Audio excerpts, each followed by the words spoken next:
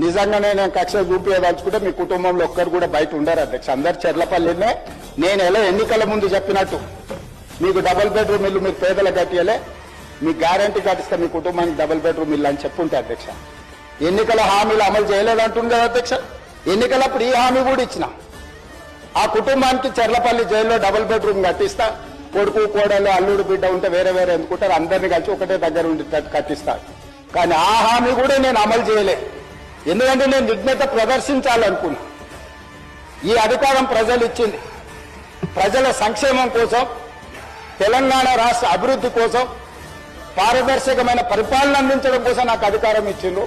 ప్రజలు ఇంత పెద్ద అధికారాన్ని, ఇంత పెద్ద బాధ్యతను ఈ వయసులో నాకు అప్పచెప్పింది నా కోపం కోసమో, లేకపోతే నన్ను నా పట్ల వాళ్ళు వ్యవహరించిన విధంగానే వాళ్ళ పట్ల నేను వ్యవహరించడానికి ప్రజలు నాకు అధికారం ఇవ్వలేదని విచక్షణను ఉపయోగించి ఈ రోజు కూడా వాళ్ళ మీద ఇంతవరకు అక్రమ కేసులు పెట్టలేదు అధ్యక్ష.